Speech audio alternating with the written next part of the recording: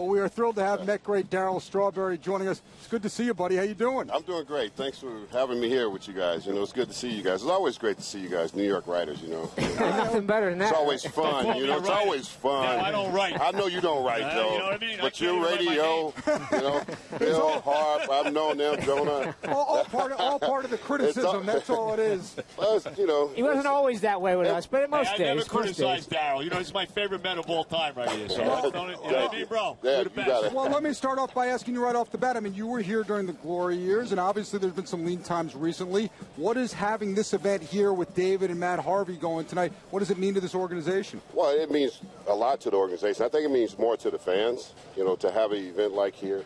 They have an all-star event here, you know, for the fans more than anything over here in Queens, you know, because you really need to rejuvenate what is going on over here. You know, Harvey and Wright, you know, and they got a couple other young players that are coming along. I think they just really got to start building from the farm system more than anything. Frank Cashin, he did a wonderful job, you know, even though Joe said he let me go. But, you weren't a $5 million a year ball player. Yeah, no, I wasn't. I was just a 5'2" player, you know. But no, really. But you've let it go. I let it go. Yeah, I let it go. But believe me, I haven't let it go.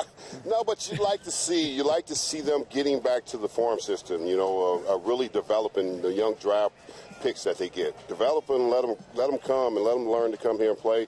Blend them in with the veteran players because you need some more players. You need some spark plugs for David. You know, David's a middle part of the guy in the order that needs to drive and runs. He needs Lenny Dykstra's and Wally Backman's table setters. I mean, I drove in 100 runs because of those guys setting the table.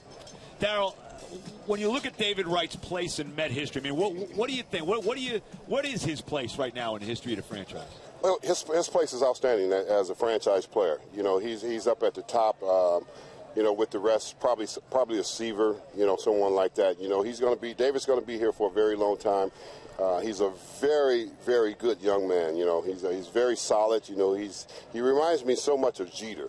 You know, when Jeter came up with the Yankees, you know, his personality. He didn't say a lot, you know, but what he did was he led by example as the way he ran out on the ball field and played the game the right way. And that's what David has done. David has played the game the right way, and he's conducted himself like a gentleman, a complete gentleman, you know, throughout his career so far. And hopefully he'll continue, which he probably will, you know, because he has that makeup about himself. Well, that's why I wanted to ask you. I know you're close to Jeter. You think the world of Jeter. Do you think they're similar in terms of the way they lead and in terms of the way they handle things in New York? I mean, is he the Mets Jeter for a long run? Well, yeah, he's definitely the Mets Jeter for a long run. You know, he's handled the media extremely well. He's handled the pressure of playing here.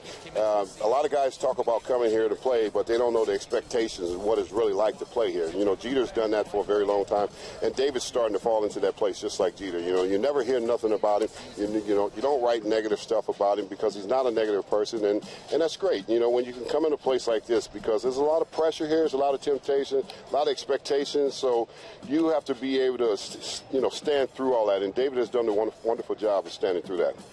Go ahead, Bill. Darryl, I don't know if you've been following the biogenesis steroid scandal going on in baseball, the investigation, but as one who knows from suspensions, I was just curious as to your take as far as the commissioner has pretty broad powers in this particular case as far as if one of these few of these guys are found to have multiple instances where they either sought drugs or actually got drugs, that he could suspend them for as much as a permanent ineligibility. What do you think about that? Well, why should he? I mean, have they failed a test? If they haven't failed a test, someone can have the opinions and say things, to make themselves look better than the players.